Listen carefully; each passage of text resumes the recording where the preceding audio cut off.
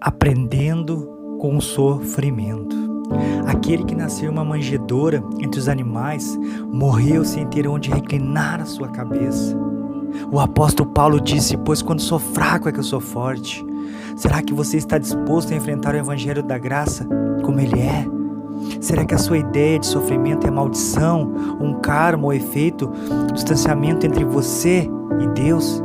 Convido a vocês para abrir a sua Bíblia em 2 Timóteo 1,8, que diz: portanto, não se envergonhe de testemunhar do Senhor, nem de mim, que sou prisioneiro dele, mas suporta comigo sofrimentos pelo Evangelho, segundo o poder de Deus.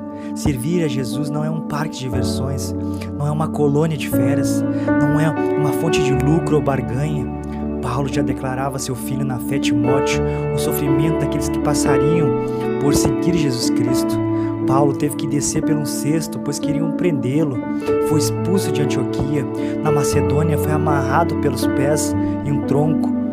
Perseguido pelos judeus de Tessalônica, pois pregou em Bereia. Ficou em apuros por pregar contra os falsos deuses em Éfeso. Foi acusado injustamente por levar um grego no templo. Apedrejado quase à morte em Listra. Preso em Roma e sofre náufrago em Mileto. Na ilha de Malta é picado por uma cobra. Foi decapitado por Nero em Roma entre o ano de 64 a 67. E convivia com espinho na carne. E por 3 vezes pediu ao Senhor que o retirasse. E o Senhor disse: a minha graça te basta. No texto de 2 Coríntios, capítulo 11, do 25 ao 33, fica mais evidente os sofrimentos de Paulo, que diz: recebi dos judeus 5 quarentenas de açoite menos 1. 3 vezes fui açoitado com varas e 1 vez fui apedrejado. 3 vezes sofri naufrágio. 1 noite e 1 dia passei no abismo. Em viagens, muitas vezes em perigos de rios, em perigos de salteadores, em perigos dos que da minha nação própria, em perigos dos gentios, em perigos da cidade, em perigos no deserto, em perigos no mar, em perigos entre os falsos irmãos, em trabalhos e fadigas, vigílias, muitas vezes fome, sede, em jejum, muitas vezes em frio, em nudez. Além das coisas exteriores, me oprime cada dia o cuidado de todas as igrejas. Quem enfraquece, que eu também não enfraqueça. Quem se escandalize, que eu não abrace. Se convém gloriar-me, gloriar-me-ei no Senhor. Na minha fraqueza, o Deus e Pai de nosso Senhor Jesus Cristo, e que é eternamente bendito, sabe que não minto. Em Damasco, o que governava sobre o rei Aretas, pôs guardas à porta da cidade dos Damascenos para me prenderem. Fui descido no cesto por uma janela da muralha e assim escapei das suas mãos. Você acha que seguir Jesus Cristo é algo que se faz sem compromisso, sem dedicação, sem renúncia? Em Mateus 16, do 24 ao 26 diz: então Jesus disse aos seus discípulos: se alguém quiser acompanhar-me, nega-se a si mesmo, tome a sua cruz e siga-me. Pois quem quiser salvar a sua vida, a perderá, mas quem perder a sua vida por minha causa, a encontrará. Pois que adianta o homem ganhar o mundo inteiro e perder a sua alma? O que o homem perderá dá conta em troca de sua alma?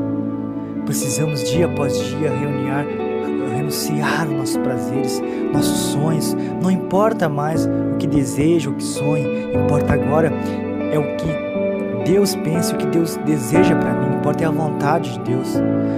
A porta é apertada, o caminho é longo e cheio de pedras e espinhos. Jesus falou em Mateus 7, do versículo 13 ao 14, sobre as 2 estradas, que diz: entrai pela porta estreita, porque larga é a porta, espaçoso o caminho que conduz à perdição, e muitos são os que entram por ela.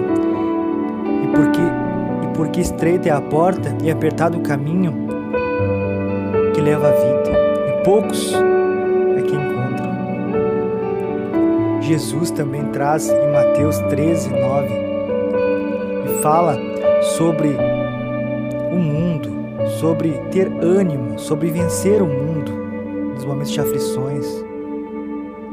Cada um de nós tem uma dificuldade, um problema. Alguns carregam solidão, outros vivem vazios em suas vidas. Paulo sofreu todo tipo de sofrimento, mas ele venceu como Cristo venceu, e nós vamos vencer. Paulo disse em Romanos 5:20, onde o pecado abundou, superabundou a graça. Não há sofrimento maior que possa nos separar do amor de Cristo. Não há dor maior que poderá nos privar da graça irresistível. Aprendemos com o apóstolo Paulo que os nossos sofrimentos e dores sejam apenas degrau para que subimos a escada de encontro à esperança e à vida eterna que nos prometida em Cristo Jesus. E ele diz que quando nós estivermos com ele na sua glória, ele enxugará dos nossos olhos toda lágrima e nos dará uma pedra branca com um novo nome, e cearemos com ele, e a glória de Deus iluminará todo lugar, todo espaço. Não haverá mais dor, nem choro, não perderemos mais nossos familiares, não teremos preocupações diárias, pois as coisas velhas já se passaram e tudo será novo em